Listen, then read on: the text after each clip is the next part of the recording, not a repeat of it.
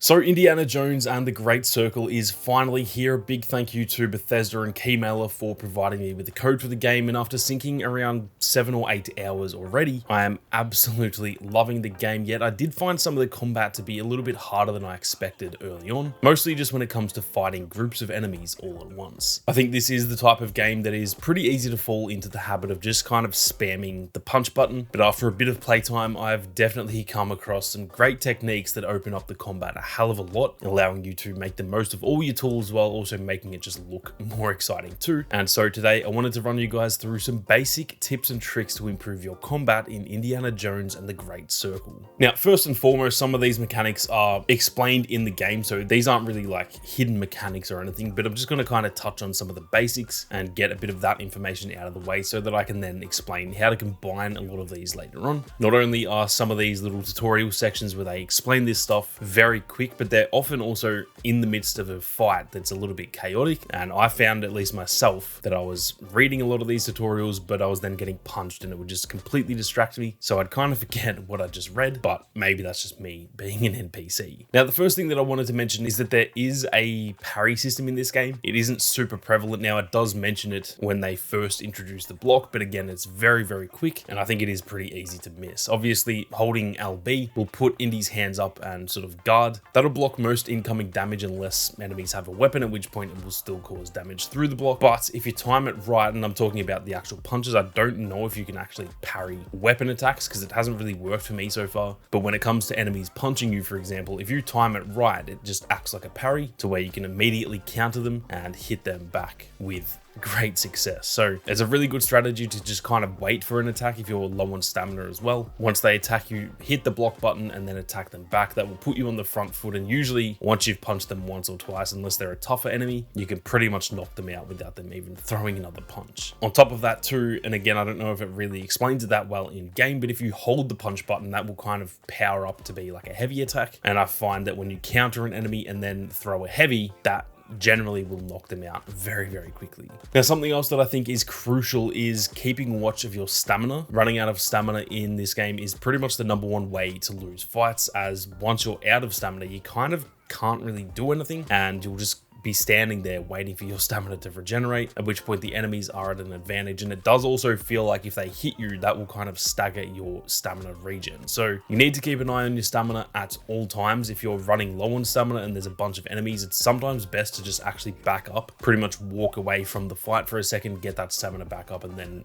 you know, go back and throw hands with them. It's also worth mentioning that eating fruit will give you bonus stamina, which is very handy. It kind of acts like a little extra stamina bar when you eat a bunch of fruit. But something else that the game does not mention very well, it does mention it, but it doesn't explain it that well, is that eating the other kinds of food, so it's usually like bread, or you can eat like donuts and stuff like that, that will give you additional health. Now, I was kind of confused by that because it doesn't regenerate your actual health. This almost acts as armor. And so when you eat a piece of bread, for example, it'll give you like a blue bar next to your white bar, that's your health bar. And then when you take damage, it will take damage from that bar first. So eating other kinds of food pretty much gives you an armor mechanic. And again, it doesn't really explain it all that well in game. So hopefully that can help you guys out. Now, something else that I definitely slept on very early on in this game, and it really took me until about, I don't know, 5 or 6 hours in, was making the most of the pistol. Now, I'm not just talking about actually shooting Indy's revolver, but for those who didn't know,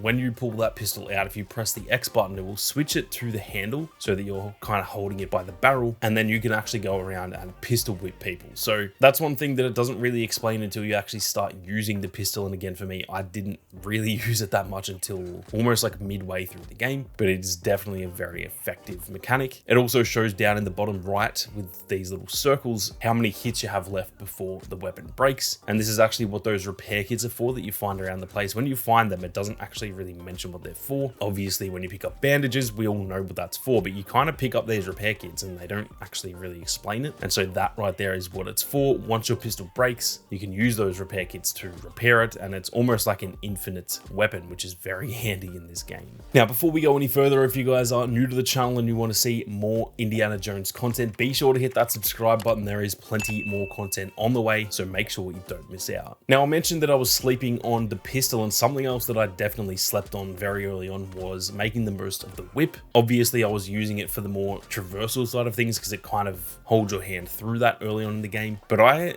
honestly did not use the whip as a weapon for probably like 2 hours until I went, you know what the hell am I doing? I've got freaking Indiana Jones's whip, one of the most iconic weapons in film history. I want to make sure that you guys are not making the same mistake. The whip is one of the funnest ways to play this game. Not only is it great for some good damage at distance, it kind of gives you time to separate, like I said before, if you need to back up and get some stamina. If you create some distance between you and your enemies, then you can use the whip, and it's very, very useful. If you guys didn't know, you can also hold RB instead of just pressing it. That will then like whip and kind of like a wrap around the enemies and then drag them towards you. And if you're close enough, Indy will then kind of grab them and you can just start laying hands into them. So that's another really useful way to do it, especially for example if there's a group of enemies coming at you. If you want to like separate one, you can just whip them and then pull them towards you, and it means that you've kind of got a bit of time to hit them before everyone else starts swarming you. Something else that I didn't really know until maybe 3 or 4 hours in is that if you whip enemies who have a weapon, it will actually disarm them. Whipping them pretty much anywhere will do that, but especially if you hit them on the hand, if you like aim for their hand and then do that hold RB method that I just mentioned, it seems like it kind of pulls their hand towards you, not only disarming them, but the weapon will kind of come flying towards you, making it easier to pick them up. And that is a really effective way to play this game. If you can steal your enemy's weapon and then beat the shit out of them with it, that is very, very effective.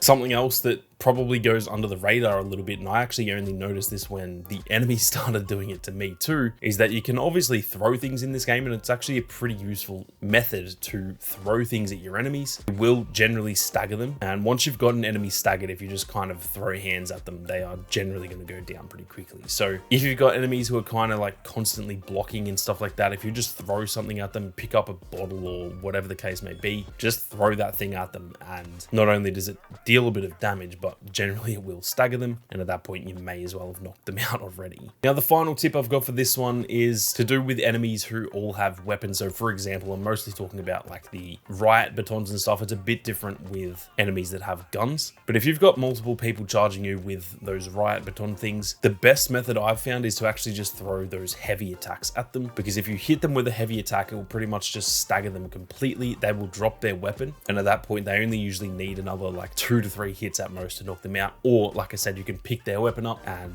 usually one hit will actually take them out after you've already hit them with a heavy. So that is a really useful way of dealing with those enemies who kind of swarm you with a weapon. Those are the ones that tend to kill me the most, and other than this, the only way to actually avoid damage from them is to pretty much dodge, which is very useful. You should still be making the most of that, but it does also drain your stamina quite a bit. So throw those heavy attacks. You are not going to regret it. They are probably the most effective way to use your hands in this game. But that is it for some basic combat tips in Indiana Jones and the Great Circle, guys. If you have any other tips of your own, be sure to leave a comment down below and let everyone else know. I'm keen to hear all of your thoughts. But with that being said, thank you all very much for watching. You guys have a great day, and I'll catch you all in the next one.